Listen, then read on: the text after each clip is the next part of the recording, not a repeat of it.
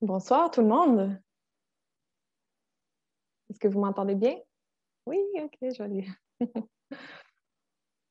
revois encore des petits visages connus maintenant. Alors bonsoir, bienvenue à la Fête des semences de Montréal, qui est organisée par Cultiver Montréal et présentée par Espace pour la vie. Mon nom est Julie, je serai votre animatrice pour la prochaine heure et demie. Détail technique, on est filmé présentement, puis la conférence va être rediffusée par la suite. Donc, c'est un bon moment pour éteindre votre caméra si vous ne désirez pas être filmé. Nous sommes également en direct de Facebook. Alors, coucou auditeurs de Facebook. Je tiens à souligner le travail d'adaptation de tout le monde ici présent. Le taux de participation a été remarquable tout au long de l'événement, hein, tout au long de la fin de semaine. Alors, merci à tous. Ce soir, on poursuit en beauté. Ce sera la conférence qui est intitulée « Être semencier en milieu nordique, le cas des jardins de l'Écoumène », présentée par Jean-François Lévesque. Son envie de devenir semencier est née de sa curiosité face au vivant. Il a quand même 20 ans d'expérience en tant que semencier biologique en zone 3B à Saint-Damien. La nature, c'est une grande source d'inspiration pour vous. C'est ça, Jean-François, est-ce que vous êtes Oui, d'accord? Est-ce que j'ai bien décrit un peu? ben oui, tout à fait. Excellent. Bien, bonsoir, comment ça va? Ça va bien, merci. Oui, Oui, très excellent. heureux d'être finalement parmi vous. Quand on vit en région éloignée, en tout cas du moins en campagne, les connexions Internet ne sont pas toujours faciles, mais c'est impressionnant de voir en fait tous ces gens réunis ce soir pour la conférence. Alors, bienvenue à tous. Oui, bienvenue à tous. C'est ça, tous ces personnes-là ont choisi de t'écouter au lieu d'écouter le Super Bowl, Jean-François. Donc, tu dois être doublement choyé. Ah oui, c'est ça. Donc, je pense que tu as une magnifique présentation à nous faire ce soir. Es-tu prêt à commencer? Oui, ben oui, Oui, tout à fait. Donc, je crois que c'est vous qui Mathieu. allez mettre en ligne la présentation, hein, c'est ça? Et voilà, ça s'en vient. On a un technicien hors pair. Ouais. On le salue d'ailleurs, qui a été présent tout au long de l'événement. Merci. Euh, Est-ce qu'il y a moyen de mettre peut-être la première diapositive en... C'est juste seulement la sélectionner pour qu'elle soit en plus gros? Ça, c'est toujours le technicien qui fait Ah, OK. ça. Oh, Bon, ça sera bien long. Il y a quelqu'un qui est super heureuse d'apprendre comment optimiser en zone 3. Donc, je pense que... Est-ce que tu peux comment? me donner des... Il y a quelqu'un qui est heureuse d'apprendre comment optimiser sa saison de culture. Je pense ben, la culture en zone 3. Ouais, en zone 3.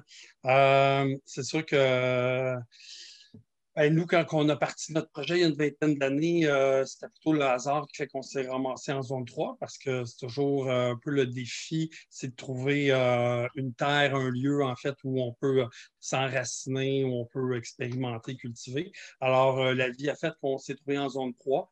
Alors, je me suis inspiré de la permaculture en me disant, au lieu de voir plutôt ça comme un problème, mais voir plutôt les opportunités. Puis, dans le cas présent, l'opportunité, c'est que si ça pousse à l'Écoumène, ben, ça va pousser partout. Alors, Si c'est ça ce qu'on pousse au pôle Nord, ça pousse à Montréal. Oui, c'est ça exactement. Donc, c'est sûr que ça relève de beaucoup de défis, puis on va en parler un peu justement dans le cadre de la présentation. Merci beaucoup, monsieur le technicien. Oui, Alors, magnifique. vous voyez une partie en fait des jardins où on cultive nos semences. Donc, c'est en milieu forestier. On peut peut-être passer à la suivante tout de suite.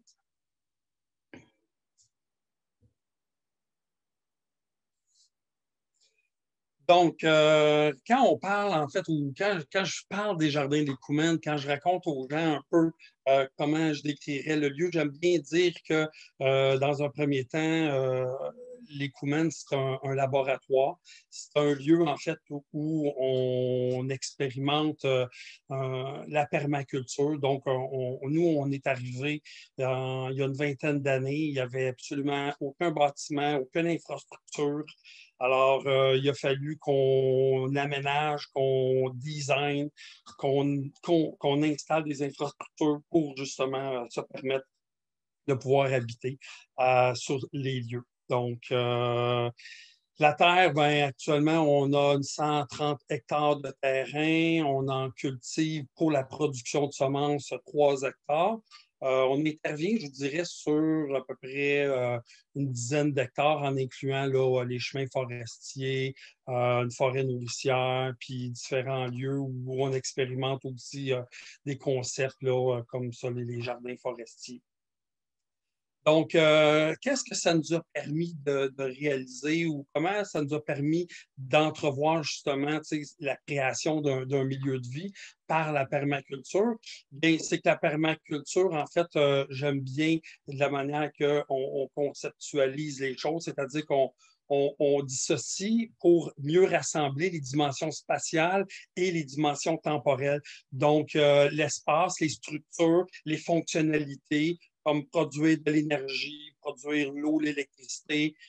Donc, ce sont des éléments, en fait, qu'on apprend en permaculture qui nous permet, en fait, d'avoir une vue plus holistique, plus globale, en fait, du milieu de vie qu'on veut inventer, hein, si on peut dire ça ainsi. Alors, comme vous pouvez voir sur sur cette image, en fait, on expérimente encore les énergies renouvelables, le photovoltaïque, le solaire thermique aussi.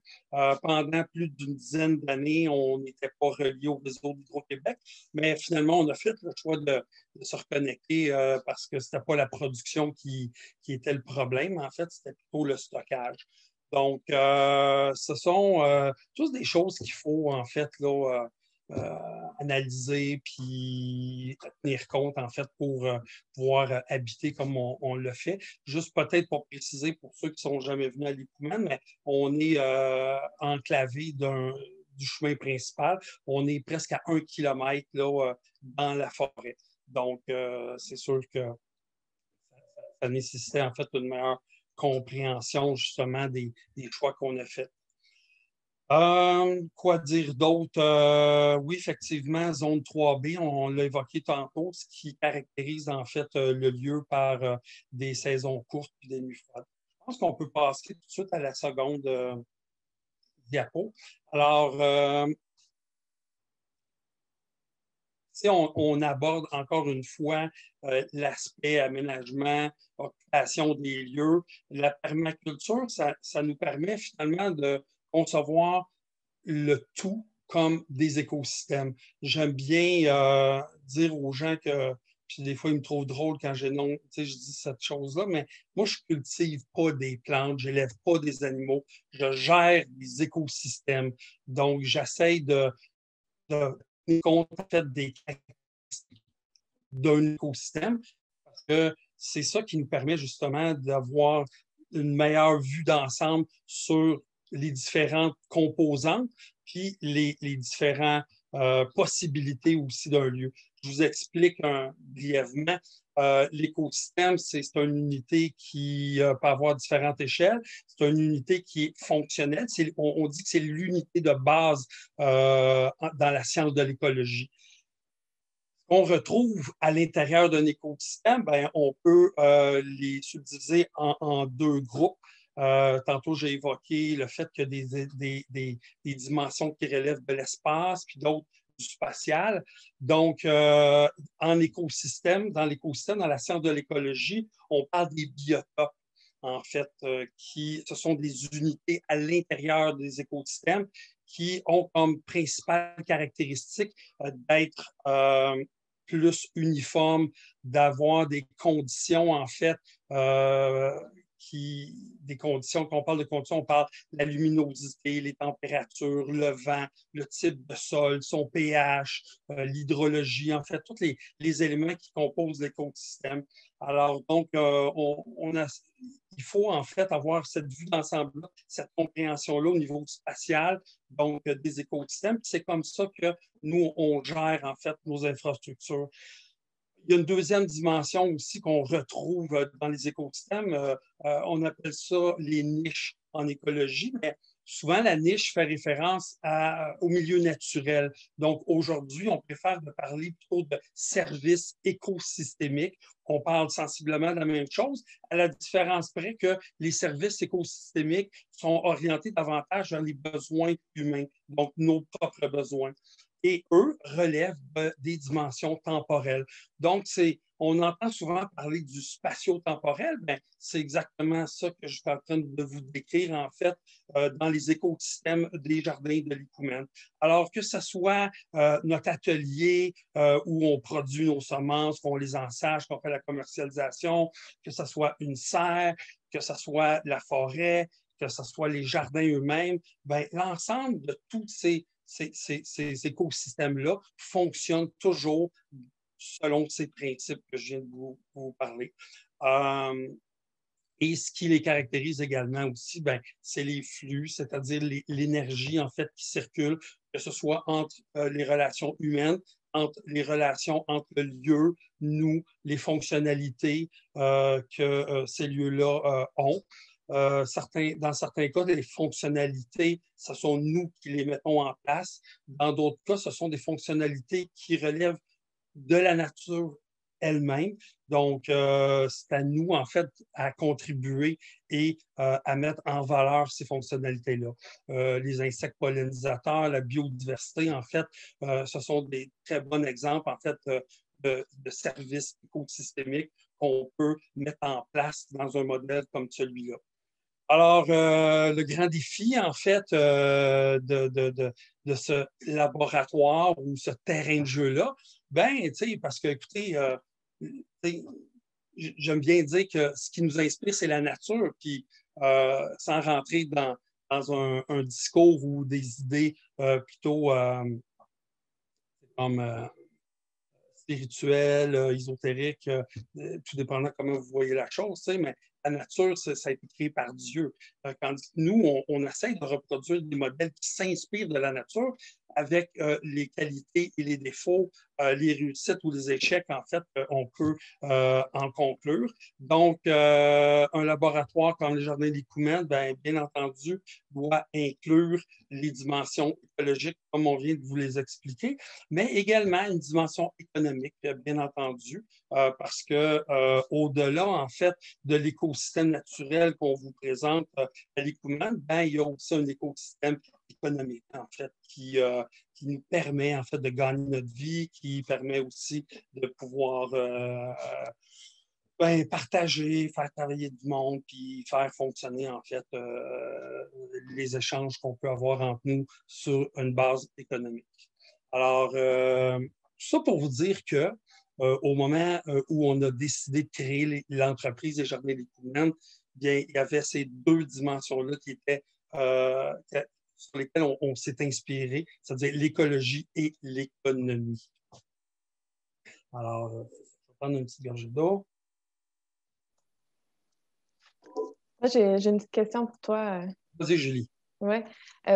Si j'ai bien compris, votre terrain est situé à environ 1 kilomètre du chemin qui peut ensuite vous amener vers la civilisation.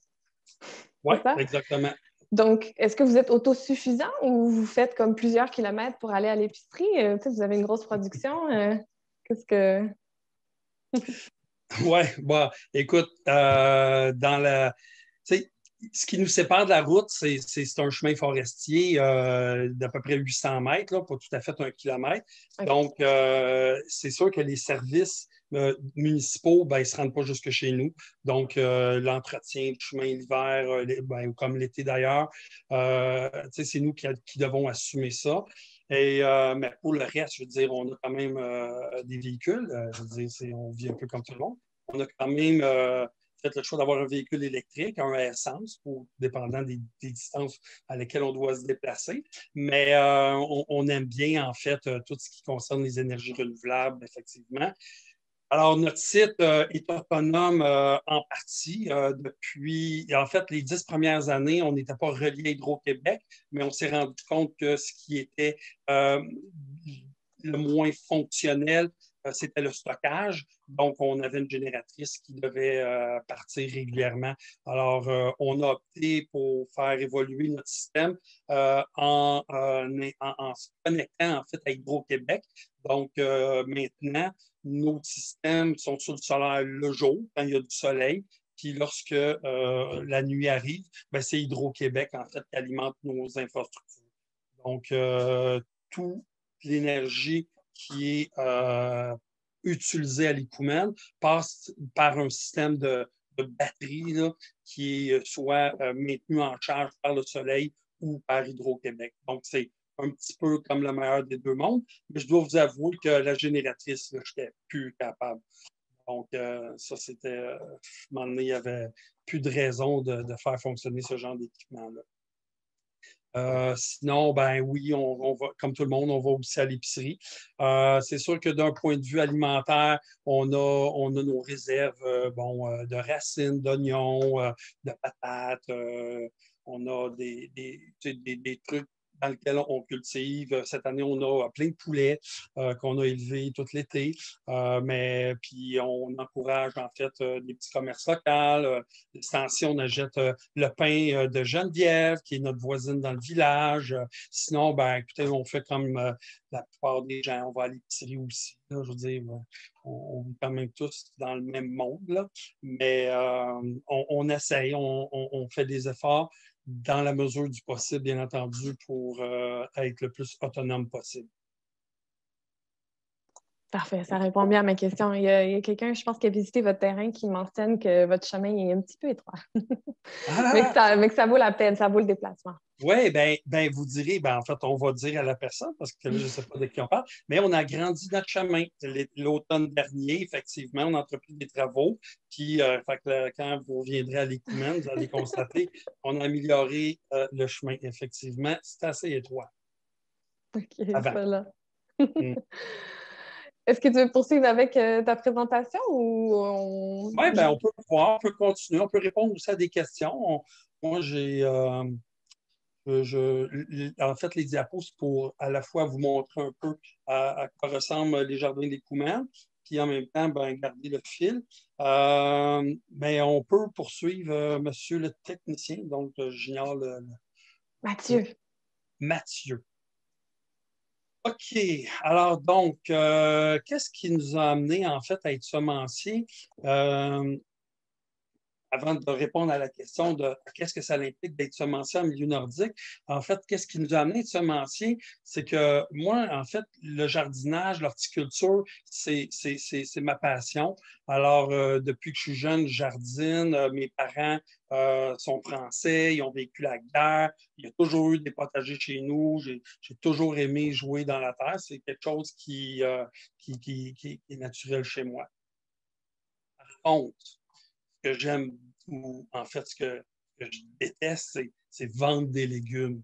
Vendre des légumes, surtout il y a une vingtaine d'années, quand les fermes de paniers bio n'existaient pas encore, hein, Équiterre et les fermiers de famille, le concept, on n'entendait pas parler de ça. Puis je détestais tellement de vendre des légumes que je préférais les laisser dans mon jardin et les laisser monter en graines. Alors, donc, c'est comme ça, en fait, qu'a vraiment débuté ma passion, mais je dirais qu'avant de devenir une passion, c'était plus une curiosité. En fait, parce que ça, c'est peut-être un des traits de caractère que j'ai. On me le reprochait même quand j'étais très jeune, d'être très curieux, d'être trop curieux peut-être. Mais cette qualité-là, en fait, m'a servi à essayer de comprendre comment les plantes se reproduisent. Parce que dans les années 80, 90, ben écoutez, la plupart des gens achetaient, ben, on le fait encore d'ailleurs, bien entendu, mais on entendait moins parler de produire ces semences, de quelle façon qu'on pouvait en fait les récupérer.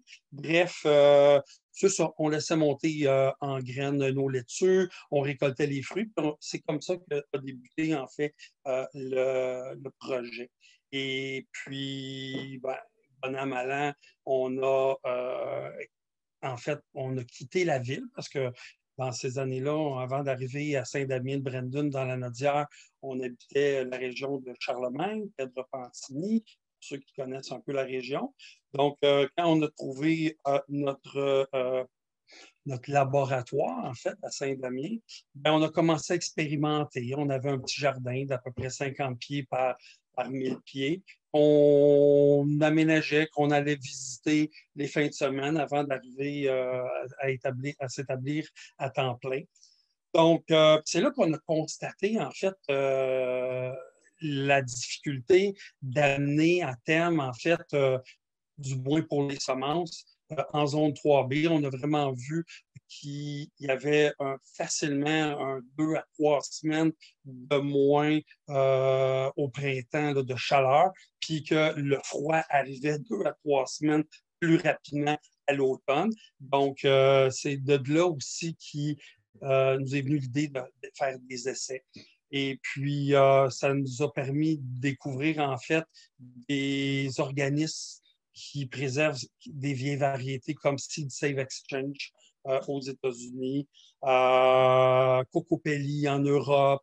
Alors donc, puis ces entreprises-là, des fois, détiennent voire des dizaines de milliers de vieilles variétés qui ont été en fait presque oubliées.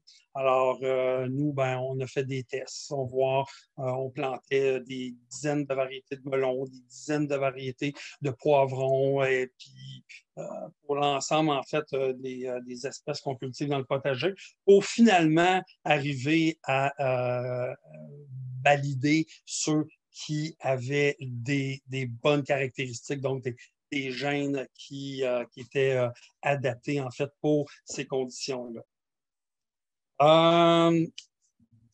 C'est sûr que à l'époque, quand on a commencé, les variétés hybrides avaient la cote.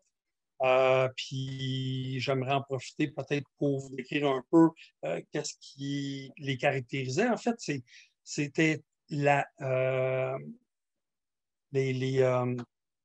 l'homogénéité, en fait, de ces variétés-là, la standardisation, l'uniformité, la grosseur, donc des gros brocolis, des grosses tomates, toute la même grosseur. C'est ça qui caractérise, en fait, les hybrides F1.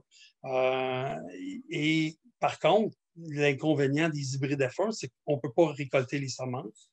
Ce sont des variétés qui, au moment où on a créé ces variétés-là, on les a croisées entre 2 parents qui, eux, avaient une pureté, si on veut, des gènes, puis en les croisant, ben, ça a donné en fait un effet de standardisation puis de grosseur de fruits. Cependant, les hybrides ont comme inconvénient que les générations suivantes perdaient toutes ces caractéristiques-là. Alors, c'est là qu'on s'est mis à s'intéresser aux variétés patrimoniales parce que ces variétés-là ont été sélectionnées, cultivées avant les années 50 pour la plupart, et parce que c'est à partir des années 50 qu'on a commencé à commercialiser les hybrides. Alors, nous, on s'est intéressé à ça, puis c'est là qu'on a compris, bon an, mal an, que c'était un legs. En fait, c'est un trésor qu'on a aujourd'hui entre les mains qui est issu, en fait, d'un partage, d'une sélection, d'une transmission, en fait, de génération en génération, parce que ce processus-là a commencé il y a près de 10 000 ans. 10 000 ans, quand l'homme a commencé à domestiquer les plantes puis les animaux. Alors, donc, ça nous a vraiment impressionnés. Et en même temps, on était inquiets. On était inquiets de voir que ces variétés-là allaient disparaître. Et en plus, que ce sont des variétés intéressantes pour le jardinier. Parce que, étant donné qu'ils ont été sélectionnés à une époque où il y avait moins de mécanisation, qu'il y avait peu de pesticides ou pas du tout, que ces générations-là cultivaient en fait bio. Là, je veux dire, comme aujourd'hui, on en fait une norme, la certification bio, mais je veux dire, à cette époque-là, tout était bio. Alors, donc, ce sont des variétés qui ont une génétique adaptée pour ce mode de culture-là, qui correspond effectivement au mode de culture que le jardinier pratique aujourd'hui. donc avec une diversité, en fait, de méthodes. Chaque jardinier a ses petites méthodes, ses petits secrets, ou des fois, les débutants, ben, c'est ça, ils n'ont pas nécessairement toutes bien maîtrisé les techniques de culture. Donc, ce sont des plantes qui parviennent malgré tout à s'adapter à cette diversité également de jardiniers et de méthodes de jardinage. Alors, fait que les variétés patrimoniales, ben, ça nous a intrigués, ça nous a intéressés. On a découvert aussi que les variétés patrimoniales pouvaient créer un lien avec l'alimentation, avec notre identité culinaire. Alors, le melon de Montréal, le melon d'Oka, le haricot grand-maman Dinelle, le concombre Tantalis, la tomate Mémé de Beauce. Alors, ce sont tous des variétés qui ont été cultivées par des familles du Québec. Donc, c'est quelque chose qui est quand même intéressant et ça nous permet en fait de renouer avec notre propre culture. Bien entendu, on peut aller au-delà de notre communauté québécoise si on va plus loin dans nos recherches, dans nos découvertes, en considérant aussi qu'il y a certaines espèces de plantes qu'on cultive qui sont originaires d'Amérique. Alors, vous avez probablement tous entendu parler des jardins des Trois Sœurs, qui était une forme de culture, de compagnonnage pratiquée par les Autochtones, qui rassemblait en fait principalement trois espèces, la courge, le maïs, le haricot. Alors donc, ça nous permet en fait de tisser un lien également vers des communautés autochtones qui ont habité en fait notre région bien avant nous, qui avaient établi en fait une culture alimentaire, un lien avec la nature et également une forme de spiritualité envers cette nature-là. Alors, ce sont tous des choses, en fait, qui nous permettent de prendre conscience d'où on est, d'où on vient, puis de quelle façon on pourrait envisager l'avenir, toujours en termes alimentaires, parce que, vous savez, on a vraiment besoin de s'alimenter, puis le jardinage, l'alimentation, c'est des choses qui sont omniprésentes dans notre vie. Donc, variété patrimoniale, ben, comme vous pouvez voir, c'est quelque chose qui nous allume beaucoup. Puis, après ça, ben, notre rôle, ben, c'est de les adapter effectivement à notre lieu, à notre terroir, à notre vision aussi d'une agriculture plus écologique. Donc, système de polyculture, bien entendu, nous, la diversité, on adore. On considère en fait que la biodiversité, c'est le système immunitaire de la Terre. Donc, si vous souhaitez en fait gérer des écosystèmes, vous devez en fait voir, percevoir, comprendre, mettre en place des fonctionnalités, des designs qui relèvent de la biodiversité, donc de la complexité. Puis, je tiens à préciser un détail. Des fois, les gens ils disent « Ah, c'est compliqué mais il faut juste nuancer. Ce qui est compliqué, c'est souvent quelque chose qui amène au désordre et au chaos. Tandis que la complexité, c'est autre chose. La complexité, en fait, c'est les liens qui existent à travers l'ensemble des éléments. Puis, une fois qu'on maîtrise, une fois qu'on a trouvé une bonne recette de la complexité, ben, on se rend compte que les systèmes deviennent stables et résilients. Et puis, c'est ça que la nature nous enseigne. Lorsqu'on observe la nature, on se rend compte qu'elle a cette résilience et cette stabilité-là. Alors, donc, les systèmes complexes, ben oui, il faut envisager des introduire dans nos designs, dans nos aménagements. Peut-être juste pour préciser un peu, tout dépendant de l'intérêt que vous portez à la chose, mais la biodiversité, elle se manifeste à travers, en fait, trois dimensions. Donc, on parle de la diversité des écosystèmes, bien entendu, donc diversifier, tantôt comme on l'a montré, les écosystèmes. Après ça, on peut aussi influencer cette diversité-là au niveau des espèces. Et on a aussi la diversité au niveau des gènes. Donc, les variétés patrimoniales ont cette caractéristique-là, entre autres, d'avoir une forte variabilité génétique. Alors, donc, tout ça, ça s'inscrit en fait dans cette vision-là de complexité. Peut-être juste pour préciser, parce que des fois, les gens, ils font pas la différence entre les espèces et les variétés. En fait, dites-vous que ce qui relève des espèces, ben, ou ce qui caractérise l'espèce, c'est qu'ils ont la capacité de se reproduire entre eux. Donc, une carotte, ça peut se reproduire avec une carotte, un chien avec un chien, un humain avec un humain. Alors, bref, c'est ce qui caractérise l'espèce. Les variétés, c'est l'ensemble, en fait, de la diversité au sein de l'espèce. Donc, hein, il y a plusieurs races humaines, animales. Donc, nous, au niveau végétal, on parle de lignée, on parle de variété, en fait, qui composent, en fait, l'ensemble des espèces. Donc, certaines espèces ont peu de variété parce qu'ils sont plus près des plantes sauvages et d'autres espèces, comme la tomate, qui est très, très cultivée, ben, on peut retrouver entre 10 et 12 000 variétés de tomates dans le monde.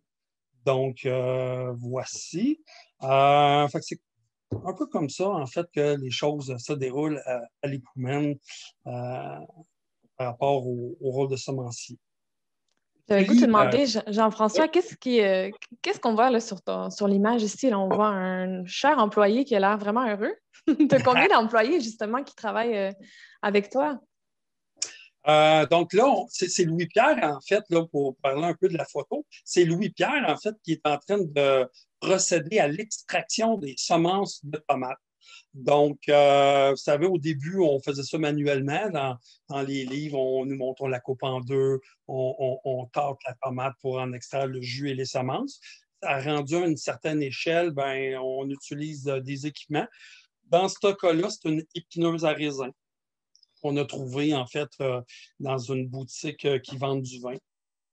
Et puis, on procède à cette étape-là, à l'extraction. Donc, c'est Louis-Pierre qui fait ça. On est maintenant à l'Écoumène près d'une vingtaine d'employés qui se répartissent principalement en deux groupes. La fabrique, où on fait plutôt la gestion, la préparation des sachets, l'ensachage, et on fait également les commandes. Donc, ça, c'est la fabrique. Et sinon, il y a l'équipe jardin. L'équipe jardin qui, à ce temps-ci de l'année, une partie de cette équipe-là donne un coup de main à la fabrique. Mais quand le beau temps arrive, ben, là, l'équipe jardin retourne à sa mission, c'est-à-dire semer, cultiver, puis gérer les écosystèmes du jardin de l'Écoumène. As-tu d'autres questions, Julie, pour moi? Oui, ben oui, j'ai des questions de participants dans le chat. Est-ce que tu veux qu'on en prenne quelques-unes? Oui, on y va. OK. J'ai Lynn Pinault qui demande comment réussissez-vous à tenir les prédateurs de la forêt à distance? Elle a le même type de site. Les prédateurs, j'imagine, on parle Oui. de cervidés, peut-être. Ben, Lesquels écoutez, exactement? moi, c'est ça. Ben, pour moi, les prédateurs, c'est très large. Là. Ça peut partir de l'humain, les animaux à quatre pattes, les ailés, après ça, les insectes, ça peut être les bactéries, les champignons, etc.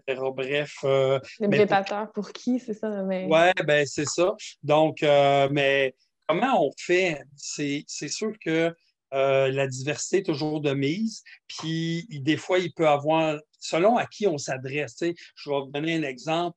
Les maïs, nous, à l'automne, les ratons, c'est un prédateur. Là. Il vient bouffer nos maïs. Fait qu'on a essayé différentes stratégies. L'urine de coyote, on a essayé des fils électriques. Mais dernièrement, en fait, c'est Pyrénées. Alors, donc, c'est un gros chien qui aboie toute la nuit et qui fait fuir les prédateurs.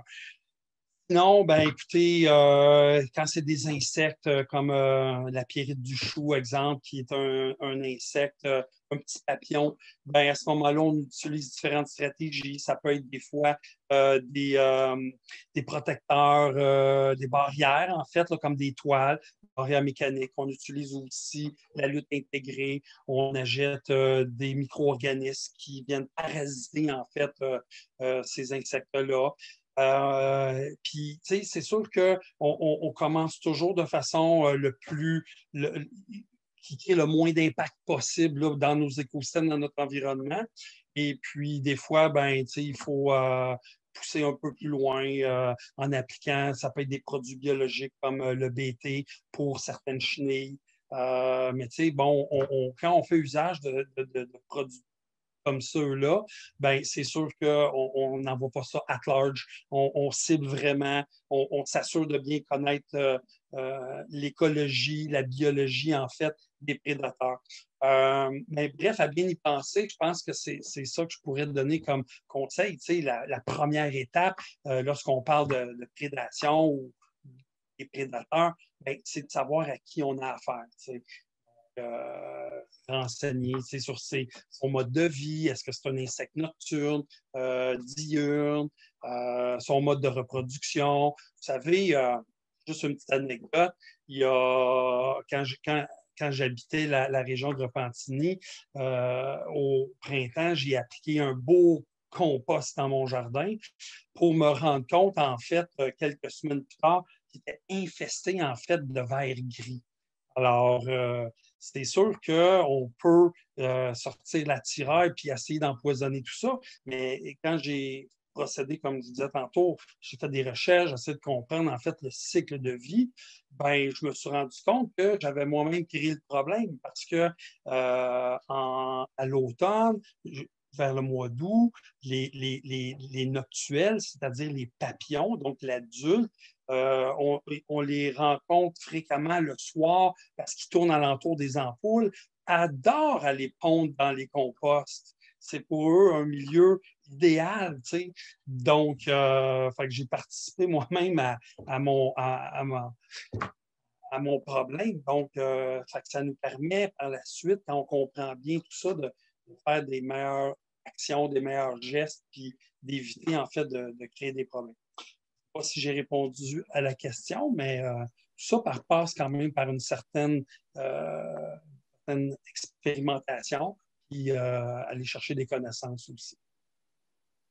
Ouais, super intéressant cette approche-là de ne pas tout de suite, dans le fond, avoir peur ou de tout de suite vouloir tuer l'ennemi, entre guillemets. C'est d'essayer de comprendre un peu sa place dans le vivant. Ben, oui, puis j'en profite en fait pour renchérir en fait sur cette approche-là parce que moi, dans ma pratique de gestionnaire d'écosystème, je ne vois pas. Pour moi, la maladie, ça n'existe pas. Je pense que c'est un mot qu'on a inventé pour désigner des organismes qui nous créent des soucis puis des problèmes. Mais en permaculture, en écologie, on considère davantage, en fait, la maladie plutôt comme un organisme régulateur. Donc, c'est à nous, en fait, de changer notre comportement, de changer notre pratique, parce que c'est une manifestation d'un déséquilibre. C'est la réponse que la nature nous donne. Donc, il faut chercher pas à éliminer, en fait, ce qui nous semble être nuisible à nous, mais plutôt d'ajouter, de complexifier, en fait, ça passe par nous-mêmes, en fait, c'est notre pratique, puis nos actions, puis nos méthodes, comment on jardine, comment on travaille. Donc, il faut bonifier, il faut ajouter des choses plutôt que réduire, essayer d'éliminer. Alors, c'est comme ça qu'on parvient, en fait, à créer des milieux où on a cette résilience-là qui s'installe dans nos écosystèmes. Oui, merci Jean-François. J'ai une autre question, je trouve, qui est intéressante. C'est quelle taille de terrain minimum on devrait avoir pour faire justement un écosystème en permaculture? Est-ce qu'il y a comme un minimum à avoir pour créer cet écosystème-là dont tu parles? En fait, non. Non, c'est ça. Ben non, c'est ça, parce que, tu sais, vous savez, nous-mêmes, là, en tant qu'humains, là, je veux dire, tous les participants aujourd'hui, là, vous êtes des écosystèmes. Vous êtes des écosystèmes vivants. Vous cohabitez avec des micro-organismes. Je ne sais pas si la plupart d'entre vous suivent un peu ce qui se passe dans le monde de la science, mais on vit avec 2 kilos de bactéries là, en ce moment même. Nous sommes nous-mêmes des écosystèmes. Alors, donc, on peut créer ces écosystèmes-là à n'importe quelle échelle.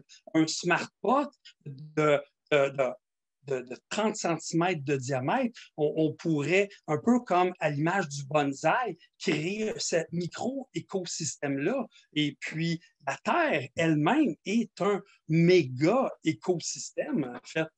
Donc, la dimension importe peu. C'est la complexité, c'est la compréhension, en fait, de cette structure-là qui la compose et des fonctionnalités, en fait, qu'elle doit occuper pour créer cet équilibre-là. Nous-mêmes, on a une structure avec des organes, puis on a des fonctionnalités. Puis à partir du moment où notre corps, notre propre corps ne fonctionne plus, manifeste un déséquilibre à travers une maladie, un cancer ou autre chose, ben on doit chercher en fait à recréer cet équilibre-là à l'intérieur de nous, comme on le fait dans notre jardin potager. Je trouve que tu es un super pédagogue, Jean-François. Puis d'ailleurs, il y a une question Facebook de Stéphie qui demande s'il y a des cours qui sont donnés au Jardin de l'Écoumène. Ça, c'est une de notre autre. En fait, c'est un intérêt profond que l'Écoumène a depuis sa création. En fait, le partage des connaissances, le partage de la passion. Et puis, j'oserais m'aventurer un peu, parce qu'on le fait déjà depuis quand même quelques années. J'ai ralenti, moi, un peu les formations, parce que j'ai effectivement formateur dans permaculture, en horticulture également, mais c'est quelque chose qu'on veut développer davantage au Jardin de l'Écoumène. On aime bien, en fait, transmettre cette passion-là qu'on a du vivant. Pour le moment, en fait, ce qui est à l'horaire pour des gens qui seraient intéressés, ben, à chaque année, j'organise une visite, j'appelle ça freestyle, c'est-à-dire que c'est une visite libre, on parcourt les jardins, puis je raconte plein de choses en lien justement avec notre passion du jardinage, de la nature et du vivant. Allez sur le site, inscrivez-vous à notre infolette. Sinon, on a Céline qui donne des ateliers, qui est excellente, en fait, pédagogue, c'est une mycologue, elle connaît très bien aussi les plantes sauvages. Puis en allant sur le site de l'Écoumène, vous allez voir, elle offre des ateliers au Jardin de l'Écoumène très intéressants. Très cool. Est-ce qu'il faut une passe VIP pour tes visites? Il y a tellement de monde qu'il faut réserver à l'avance, non? Oui, oui, réserver à l'avance. OK. On va aller voir ça. Ça fait plaisir. D'ailleurs, il y a une participante qui mentionnait avoir fait un achat aujourd'hui, puis a remarqué qu'il y avait des semences qui étaient manquantes. Veux-tu nous faire un petit topo là-dessus? Qu'est-ce qui...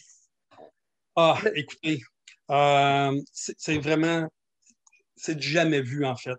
Depuis que je jardine, j'ai jamais vu une pression aussi énorme, puis pas juste au Jardin de l'Écoumène, là, mais sur l'ensemble des semenciers à travers l'Amérique du Nord. Donc, des gros semenciers américains, canadiens, plusieurs artisans du Québec. On est débordés. Écoutez, on s'entend que le contexte de la COVID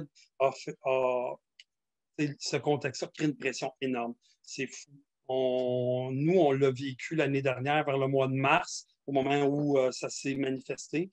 Je me souviens très bien, une petite anecdote, quand le premier ministre Legault a dit on va devoir envisager de développer davantage d'autonomie alimentaire. C'est fou, là, mais les semaines qui ont suivi, les achats en ligne, ça s'est manifesté. Et puis, ben, c'est ça, les stocks s'épuisent très, très rapidement.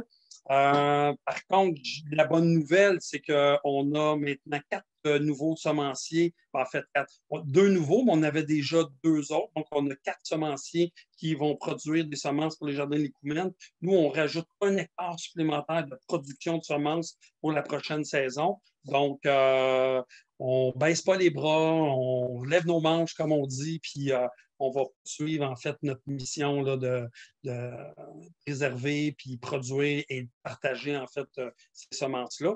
Mais puis, je tiens à remercier les gens aussi de leur patience parce que actuellement, on traite des commandes, je pense que c'est du 16 janvier. Donc, on a un gros 3 semaines de retard, ce qui est inhabituel. Habituellement, on dit aux gens 2 à 3 jours ouvrables, puis on leur commande chez eux, mais je je tiens à remercier en fait les gens qui ont passé des commandes ou ceux qui vont passer des commandes, de leur patience. Là. Nous, on travaille 7 jours par semaine là, pour pouvoir pas prendre trop de retard, mais bon, c'est un peu hors de notre contrôle.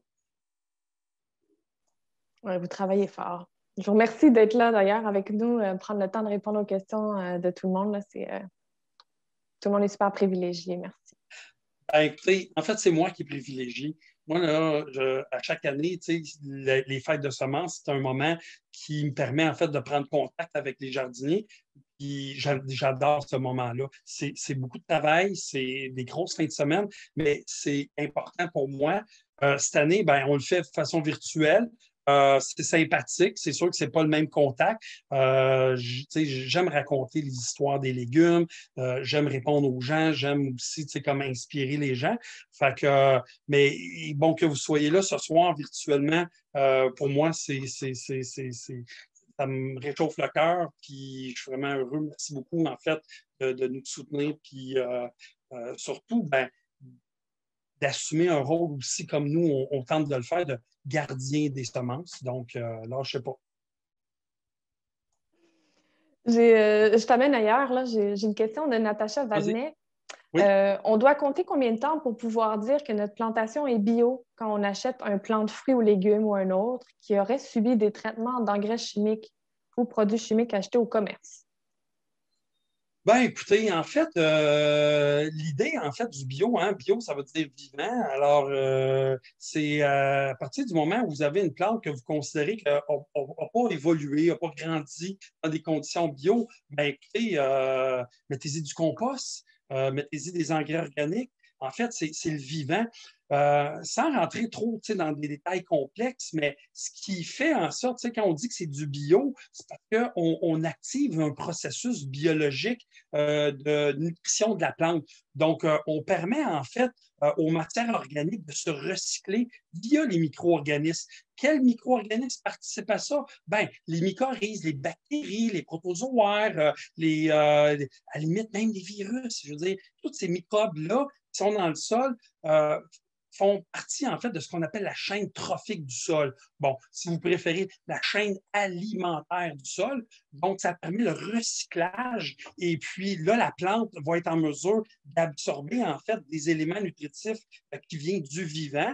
Et puis, bon, écoutez, ça dépend toujours de l'espèce, ça dépend toujours à quel rythme ce processus-là se met en place. Mais si vous mettez en place les conditions qui vont favoriser, en fait, le vivant, ben moi, je pense que c'est la bonne action à faire. Puis ça prendra le temps que ça prendra, mais au moins, vous aurez permis à la plante de participer à un processus naturel d'alimentation.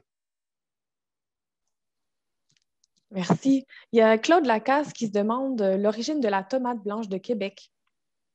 Oh! Le sais-tu? C'est pointu comme question? Ben oui, ben non. Moi, c'est une question que j'ignore la réponse. En fait, il y a un site qui s'appelle le Potager d'Antan.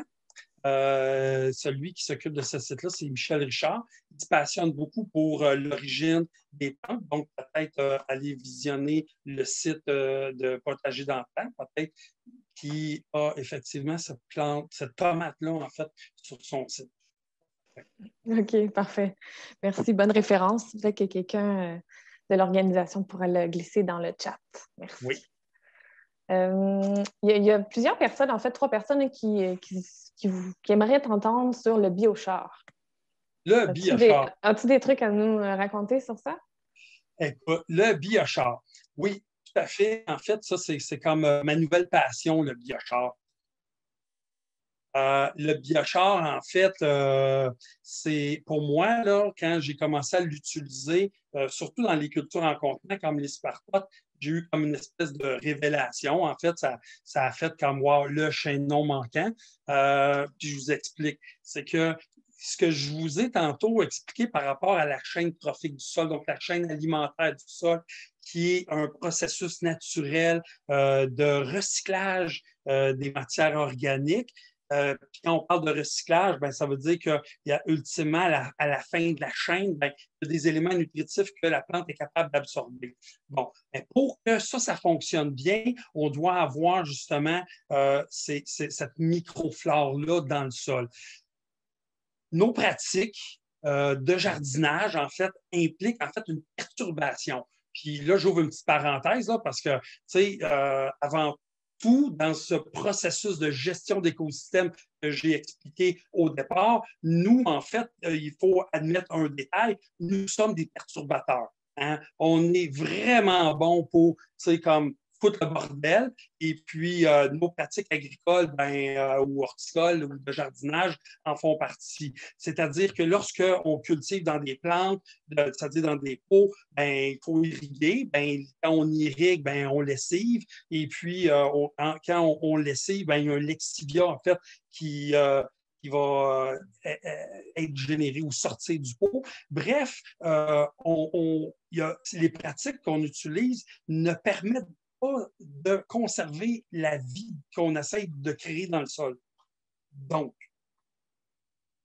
quand j'ai utilisé le biochar pour la première fois, en l'espace de quelques semaines, ça fait comme « Oh, wow! » Ce cycle-là, que je vous parle tantôt de chaîne alimentaire, de chaîne trophique, puis qui se manifeste en fait par la vigueur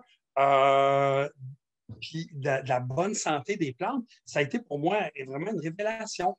Alors, j'ai cherché à essayer de comprendre davantage le lien qui pouvait exister justement entre le biochar et ce processus-là. Ben, en fait, il se résume à une dimension plutôt, en fait, très complexe, mais je vais essayer de vous l'expliquer simplement. C'est que le compost, lui, qu'on utilise, a un rapport carbone-azote d'à peu près 25 à 30 pour 1. Puis dans ce compost-là, on a ce qu'on appelle le carbone labile, c'est-à-dire que c'est du carbone qui est disponible pour la plante, qui s'épuise rapidement en fonction que la plante absorbe les éléments nutritifs, la température, l'eau. Le biochar, c'est une structure, en fait, qui provient de la biomasse forestière qui a eu un traitement, ce qu'on appelle la pyrolysation, c'est-à-dire qu'il a passé par un processus de chauffage ou de combustion à haute température, mais sans oxygène, ce qui fait que c'est une particule qui contient énormément de carbone. Donc, 80% si on veut, comme du copeau de bois, une fois qu'il a été pyrolysé, contient du carbone. Donc, c'est un produit qui est très stable dans le sol, contrairement au compost. Puis là, je ne suis pas en train de vous dire qu'il faut mettre du biochar plutôt que du compost. C'est une combinaison des deux, en fait, qu'il faut.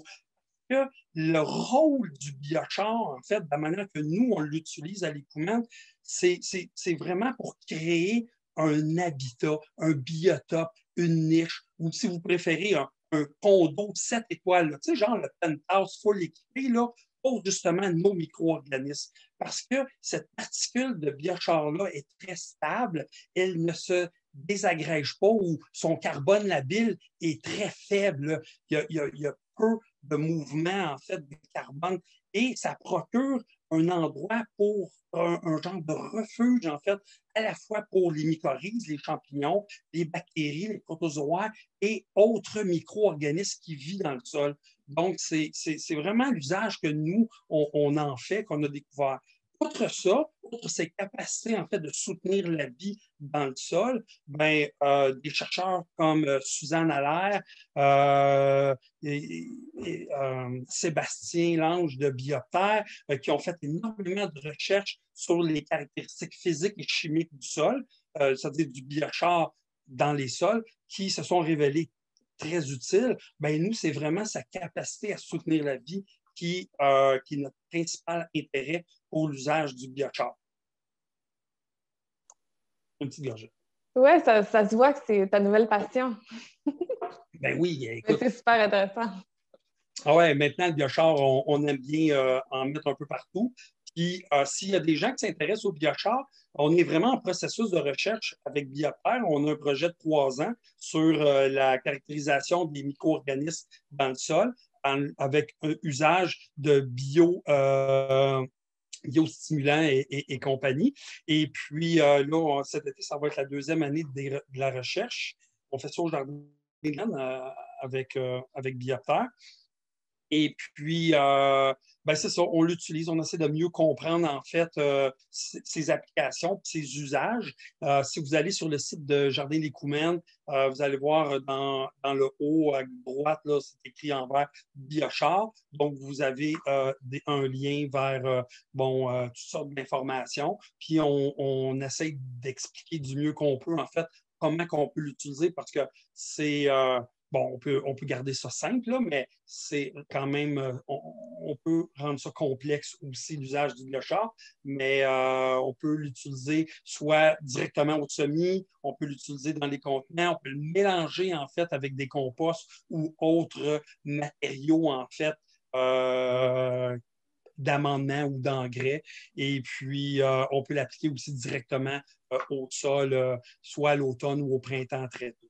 Alors, mais on pourrait y revenir. On va sûrement avoir d'autres occasions pour se parler du biochar. Le lien, d'ailleurs, est dans le chat là, pour ceux que ça intéresserait, le lien de ton site web là, vers cette Oui, section-là. Là. Donc, c'est parfait. déjà là. Bon. Il y a Daniel Sauvé qui aimerait que vous élaboriez un petit peu sur le développement de semences puis la conservation de Oui. celles-ci, là, j'imagine. Est-ce que c'est un gros sujet, mais veux-tu faire un petit topo 101? Oui, ben, par quel bout on a-tu Ouais. quelque chose de plus. Plus précis pour la question, Ouais, c'est ça, le développement de semences puis la conservation. Admettons, on voudrait, pour un débutant là, qui voudrait conserver des ouais. semences, est-ce que tu as des petits conseils? Ben, moi, je commencerais par la tomate. OK. Ouais, la tomate, en fait, c'est quand même une plante que tout le monde connaît, tout le monde cultive. C'est relativement facile. Il y a certains petits détails à tenir compte lorsqu'on veut conserver ses semences. Mais l'idée, en fait, en tout cas, pour la tomate, ça ne nécessite pas une grande quantité de plantes parce que ce sont des plantes qui s'auto-fécondent. Donc, si on a 6 plants de tomates, on peut envisager en fait en récoltant sur les plus beaux plants des fruits et puis en faire l'extraction qui est relativement simple aussi dans la mesure où on peut tout simplement ouvrir les fruits, les presser, en faire un petit bouillon. Ce qui est particulier à la tomate, c'est que je ne sais pas si vous avez déjà tout observé, en fait, quand vous avez mangé une tomate, la petite semence, c'est comme une espèce de gélatine qui enrobe la tomate. C'est-à-dire la semence. Bien, ça, c'est une enzyme. C'est une enzyme, en fait, qui inhibe la germination. C'est un mécanisme naturel, en fait, que l'espèce a développé justement pour éviter que quand un fruit tombe au sol, ben, les semences se mettent tous à pousser dès la première année. Alors donc, nous, on doit en fait se débarrasser de cette enzyme-là parce qu'on risque de ne pas pouvoir faire germer la tomate. Quoique, maintenant, vu qu'on l'a domestiqué beaucoup, des fois, ces mécanismes-là, selon les variétés, sont moins efficaces. Mais bref, pour se débarrasser de l'enzyme, c'est relativement simple. On la laisse tremper dans son bouillon 24 à 48 heures. Et puis, vous allez voir, il y a une petite mousse blanche qui va se former sur le dessus. Et puis, cette mousse-là, c'est un champignon qui, lui, va briser, en fait, là, la membrane, en fait, de l'enzyme. Et puis, une fois que ça c'est fait, ben, on rince. Nous, on aime bien les faire sécher sur un moustiquaire. J'ai vu des fois des gens mettent ça sur du papier, ben, une fois que ça sèche, c'est plutôt difficile à décoller. Donc, le moustiquaire ou un papier ciré, mais le moustiquaire, ça fonctionne bien.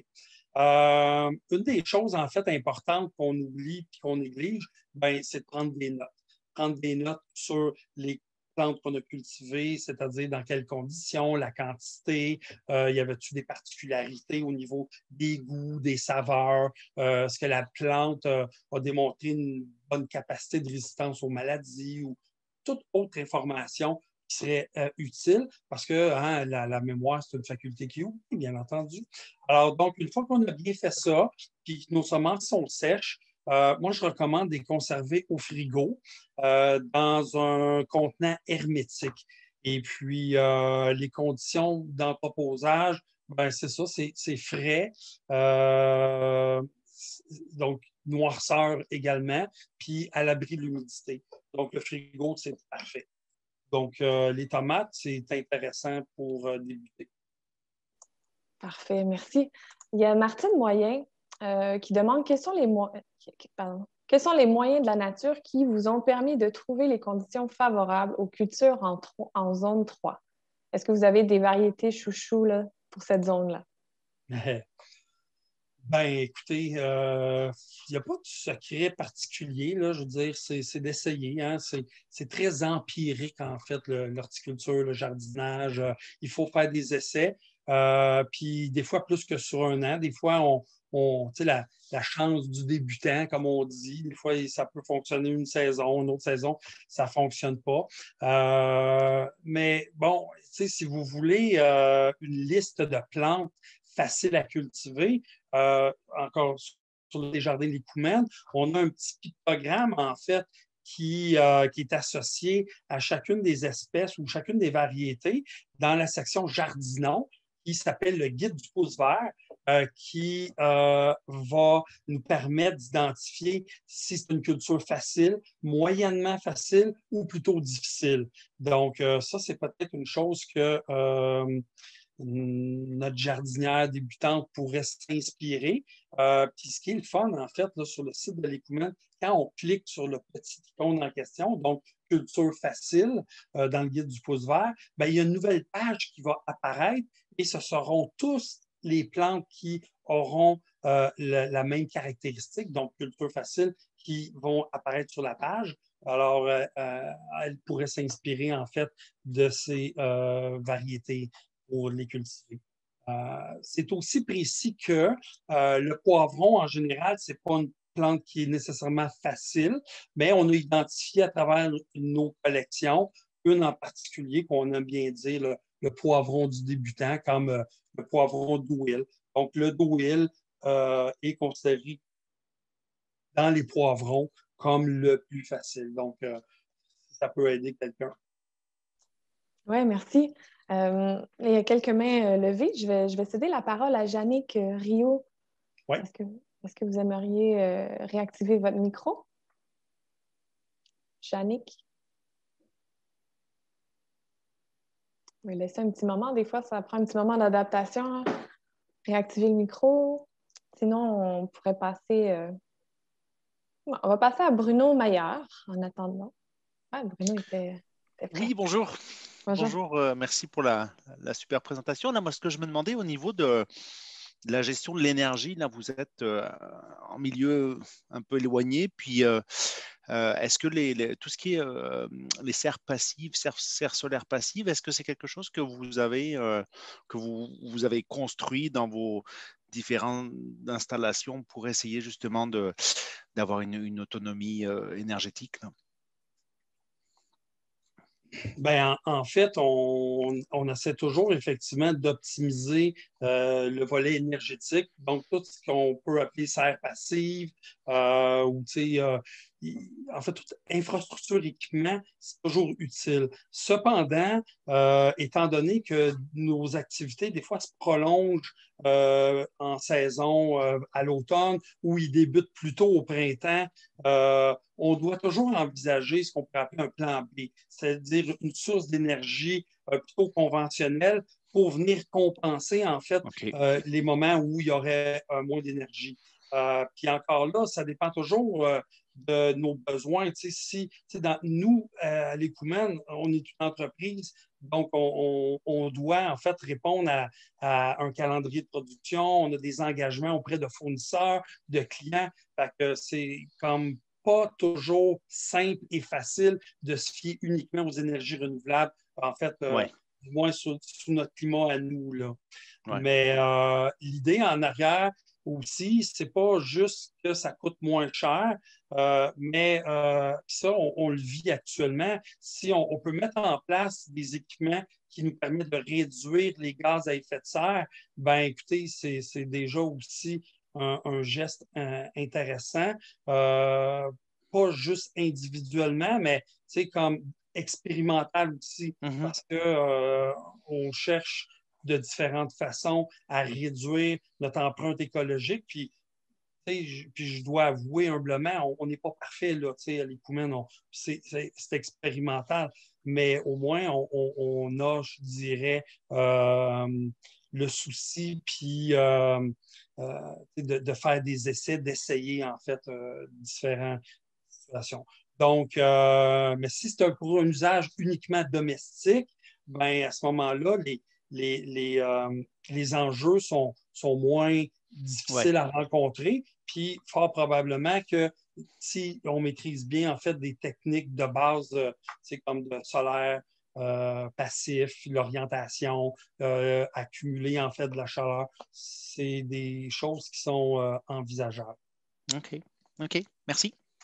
Bienvenue. Il y a Samar qui demande dans votre gestion, quel outil utilisez-vous pour documenter les informations sur vos récoltes? Papier, fichier Excel, logiciel spécifique? Comment vous classifiez puis archivez ou mettez à jour toutes vos informations? Ben, un peu tout ça, en fait. On aime beaucoup, on a l'informatique, bien entendu. On tente du mieux qu'on peut d'utiliser des moyens technologiques pour faire la gestion de nos productions, de nos données. Ceci étant dit, les moyens évoluent rapidement. On est en processus d'implanter un nouveau système de gestion intégré, donc un ERP, pour ceux qui sont dans le domaine. Sinon, ben, ça passe du fichier Excel. Aussi, on travaille beaucoup avec Excel. La difficulté avec Excel, ben, c'est de partager l'information. Ce n'est pas toujours simple. Quelqu'un qui crée un fichier Excel qui veut transmettre ces informations-là à quelqu'un d'autre ou être à plusieurs à travailler sur un fichier Excel, et ça, c'est pas toujours facile, puis par expérience. Donc, mais si on est seule personne à gérer notre Excel, ça peut être correct. Puis sinon, ben, le bon vieux papier, effectivement, toujours de mise, avec les avantages et les inconvénients que ça peut comporter. Parfait, merci. Je pense qu'il y en a qui prennent des notes. Ça peut aider certains, là, tant mieux. Il y a Marie-Sophie Gilbert qui nous demande, est-ce possible de nous parler un peu plus des espèces produites à l'Écoumène? Je pense qu'il y en a beaucoup. Je ne sais pas si... Ben, les espèces qu'on produit à l'Écoumène, ouais, on essaye de toucher le plus grand éventail possible d'espèces qu'on cultive au potager. Ça passe des concombres aux tomates, aux poivrons, les cucurbitacées, en général, là, les courges, les melons, les maïs. Nous, en fait, c'est vraiment un jardin très diversifié. Et puis, avec parfois beaucoup de facilité pour certaines, puis des échecs aussi pour d'autres. Donc, je ne sais pas, la question est quand même très large, là, mais... Ça me va, Jean-François. Je viens de voir aussi l'heure. Est-ce que tu avais des points aussi de ta présentation que tu voulais retoucher? On pourrait peut-être la remettre, la présentation. Là. Il me semble qu'il y avait quelque chose d'intéressant. Je ne sais pas si... Il y avait sûrement plein de choses intéressantes dans cette présentation-là. On continue? Oui. Je me souviens plus, c'était quoi la prochaine? Là?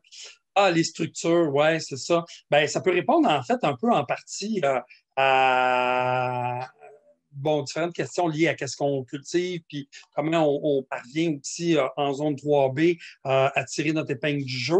Alors, donc, on présente ici différentes structures qu'on utilise.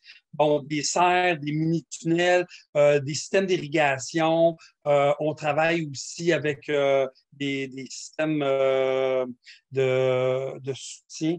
Dans le milieu, en fait, l'image, c'est des poids, en fait, qui grimpent sur des treillis qu'on utilise habituellement pour qu'on coule des dalles de béton. Donc, avant, on utilisait des petits grillages à poules, mais on détestait enlever les branches après ça. Et puis, ça se détériorait. Tandis que ça, c'est des structures qui sont peu dispendieuse. On parle peut-être de 6-7 $, puis c'est bon à vie. Il y avait des fois des gens qui se questionnaient à propos du fait que ça rouille, mais moi, je n'ai vu aucun effet sur les cultures. Sinon, les tunnels, comme la photo à gauche, ça, c'est des carottes qu'on produit sous tunnel. Et ça, c'est pour régler un problème de pathogènes. Je dis pathogènes, mais en réalité, c'est les saprophytes. En fait, ce sont des champignons qu'on retrouve naturellement dans la nature qui ont comme rôle et fonction de dégrader ou d'éliminer, si on veut, les matières organiques mortes. Donc, quand on produit des semences, il y a une partie des fleurs qui sont pollinisées, mais il y a une partie des fleurs qui ne sont pas pollinisées. Alors, quand on arrive en fin de saison, à l'automne, puis que c'est froid et humide, alors les champignons se mettent là-dedans, puis ben, ça crée en fait des conditions, des mauvaises conditions en fait pour la qualité des semences. Donc, on a tout simplement convenu d'abrier en fait ces cultures-là et ça permet en fait de créer des conditions sèches et de ne pas avoir à utiliser de fongicides ou de produits chimiques. Bien entendu, ça augmente un peu l'effet thermique. En haut, on voit des mini-serres. Donc, ça, c'est un essai qu'on a fait l'année dernière. Je dois avouer qu'on a eu une mauvaise expérience en fin de saison. On a eu des vents très violents et on a 3 de ces serres-là, mais en fait, ce n'est pas ceux-là. Ceux-là, ils ont résisté. On en avait 3 autres au jardin du plateau. Puis, ils ont parcouru dans les airs à peu près 300 pieds. Ils se sont littéralement envolés. Ça a été une perte et une déception. Mais la fonction, en fait, qu'on attribue à ces mini-serres-là, c'est pour isoler, en fait, les variétés. On doit respecter une certaine distance d'isolation entre les variétés. Exemple, les poivrons, on doit avoir je dirais, une centaine de pieds de distance. Et des fois, ben, à la quantité de variétés qu'on a, on arrive difficilement à respecter ça. Puis aussi, ben, ça procure une masse thermique plus importante pour le bénéfice en fait des plantes eux-mêmes. Mais bref, ça nous permet dans ces mini-serres-là de cultiver plus de variétés et puis sans être trop préoccupé par le fait qu'il y ait une pollinisation croisée. Sinon, ben, irrigation, c'est sûr que nous, on essaie de ne pas en abuser. L'irrigation, c'est quelque chose qui est, selon nous, nécessaire au stade où on est rendu parce qu'on veut quand même s'assurer d'un certain rendement. Mais je dois vous raconter une petite anecdote. En 2005, on n'avait pas de système d'irrigation, puis le poivron King of the North a traversé, mais en fait, pas tous les individus de la population. En fait, la moitié des individus de la population n'ont pas survécu à 5 semaines de sécheresse, mais l'autre moitié a survécu. Ça a fait comme, ah bon, quelque chose d'intéressant. Et les années qui ont suivi, on a eu des fortes précipitations, il y a eu de l'humidité à pu finir pendant 3 semaines et au-delà de ça, c'était mouillé. Puis encore une fois, plusieurs individus des populations n'ont pas survécu, mais bon an, mal an, c'est ça qui fait qu'une plante développe en fait une variabilité génétique qu'on appelle horizontale, ce qui leur permet en fait d'avoir dans leur bagage plusieurs gènes pour se défendre ou s'adapter en fait à différentes conditions. Alors, c'est ça un peu le rôle qu'on a d'adapter en fait les plantes au terroir des jardins d'Écoumène, donc dans nos conditions climatiques. Alors, ça, c'est quelques équipements qu'on doit mettre en place pour parvenir à produire nos semences. Parfait, Jean-François. Mathieu, est-ce que tu veux passer à la prochaine diapo? Oui. Il nous reste, Jean-François, à peu près un petit 10 minutes. Oh, 10 minutes. OK. Ouais. Alors, donc... Mais ça se passe super bien, là, mais on ne va pas en vitesse extrême, mais vas-y. Une des particularités du semencier, en fait, c'est ce qu'on appelle la sénescence. Au jardin potager, souvent, avant même que les plantes arrivent à ce stade-là, on les arrache du jardin, on les met au compost ou on récolte notre laitue, puis je veux dire, on n'arrive jamais au stade de la sénescence. La sénescence, en fait, c'est le stade de fin de vie de tout micro-organisme.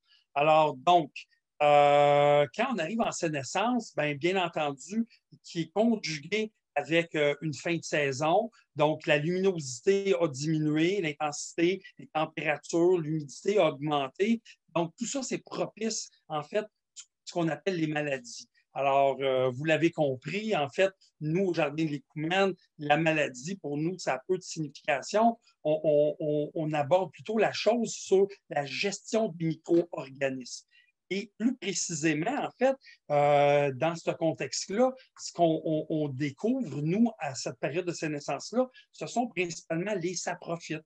Donc, c'est là que intervient, en fait, une très bonne connaissance justement, d'observation et de recherche pour déterminer est-ce que ce sont vraiment des pathogènes qui peuvent être transmis par la semence, qui vont affecter les futures générations de semences, donc celles que vous allez cultiver dans vos jardins, ou ce sont tout simplement des organismes qui ont cette rôle et fonction-là de déstructurer, un peu comme quelqu'un qui décède dans la nature ou un animal, je veux dire, il va se faire occuper par des micro-organismes. La nature se charge de recycler, en fait.